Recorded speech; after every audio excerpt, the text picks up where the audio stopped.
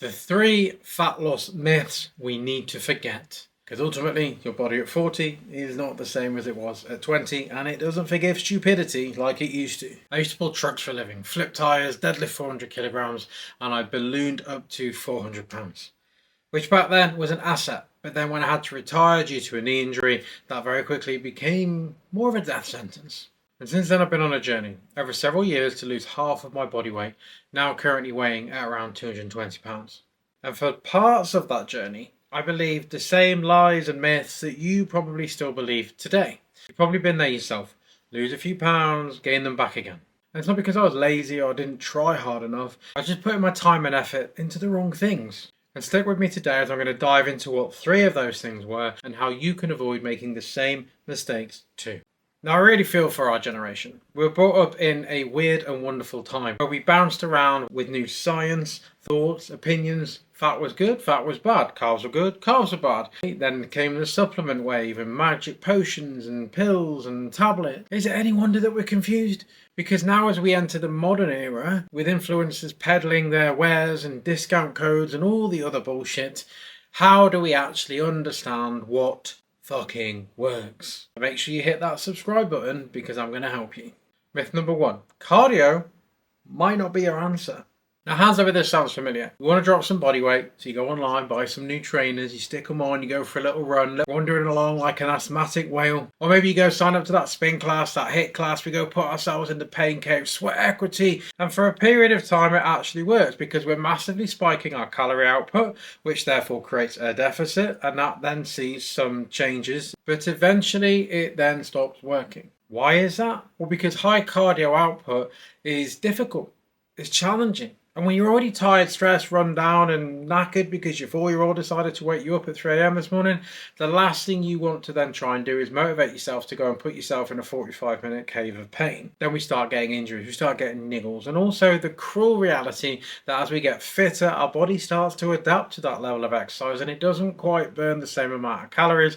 And then the biggest kick in the dick is the fact that you then are always hungry because higher output makes your body want more food. And then you're constantly battling with the hunger gremlins because you've then put yourself through a heavy and hard fitness session. And then the other painful reality as we get older is that hard cardio is also probably working against us because we want to preserve our lean muscle tissue. So if we're not prioritizing resistance training, building muscle, maintaining what we have, then we're losing it.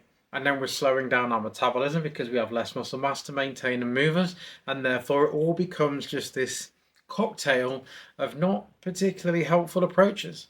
And I'm not saying cardio is bad. I once run 48 back-to-back marathons, but it has to be part of a wider picture and not all in beast mode, full send, and that becoming your new reality. When we talk about just purely fat loss, just step count is more than ample in terms of running alongside a resistance training program. And if we're looking at health on top of that, then yes, we should be maybe hitting 1 session a week with a high intensity element and another session with a more steady state to build that aerobic base. But that's kind of stuff for another conversation. When we're talking specifically just fat loss and managing our body weight, resistance training with a sprinkling of movement and not spending 90% of our day sat at our desk, is the way forwards. Myth number 2. Does it sound familiar? You wake up Monday morning, everything starts on a Monday, right? We're going to go full send, no fun, no carbs, no alcohol, nothing is going to pass my lips that has an unhealthy tagline. Then we get to Friday, we're absolutely spent, exhausted, tired. We have seen some changes on the scales, but we then feel that we need that release, that takeaway, that bottle of wine, that whiskey, whatever it might be. And I'm not demonizing takeaways and whiskey. However, if we think about a normal calorie deficit, let's say 500 calories, every single day, Monday to Friday, we eat less than we need by 500. That then gives us a 2,500 calorie deficit for the week. We're on our way to losing that pound of body weight. But then all it takes is a takeaway and a bottle of wine, 2,500 calories back in the system. So yes, one meal can very easily undo, quite quickly, 5 days of effort. And then we get on the scale on Monday morning, weight's gone back up to what it was last Monday, all because of one fucking meal. What's the point? Why am I bothering? This is never going to work. It just becomes unsustainable and we quit because we've made the diet too hard. So what's the fix here? It's instead of looking at a diet, it's looking at our general nutritional behaviors. I recommend anyone that I start coaching to just currently track what you're eating. Download a nutrition tracker and just start looking at how much you're consuming.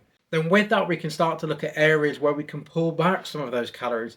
Maybe it's using 1 calorie sprays instead of olive oil. Maybe it's using less butter or no butter, changing our sources, 0 calorie this, lower calorie that. But if we can bring that portion size down and bring that calorie content down of our normal day-to-day diet, suddenly we've now got something that we don't need a break from. We don't need a treat because we're just eating what we would normally eat, that with some simple substitutions.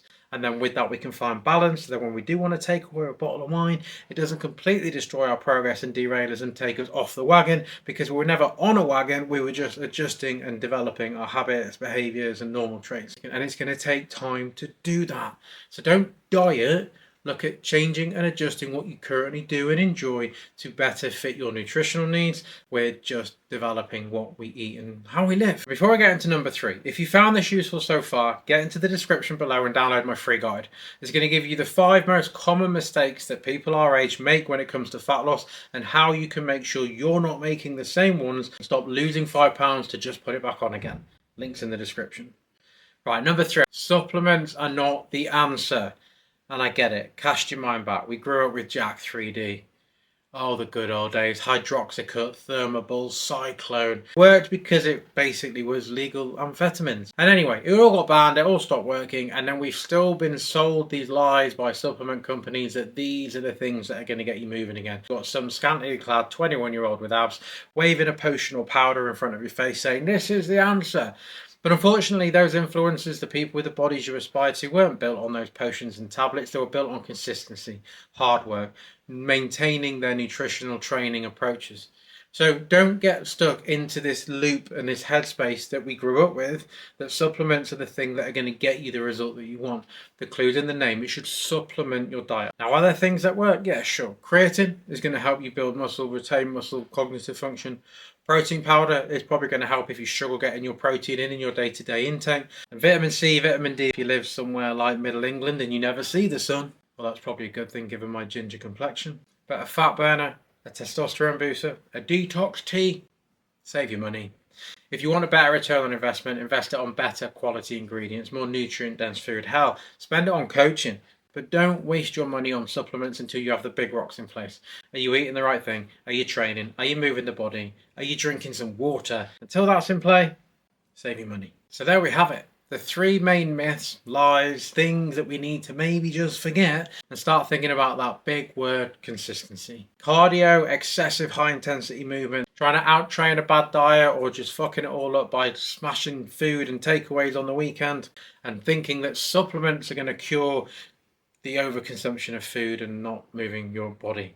Simple, but not easy. So if you need some help with that, make sure you've downloaded the guide, because it's going to go into how you can do that more effectively. Obviously, if you're looking at online coaching, then I'm probably your guy if you've got this far. So head to the link in my bio.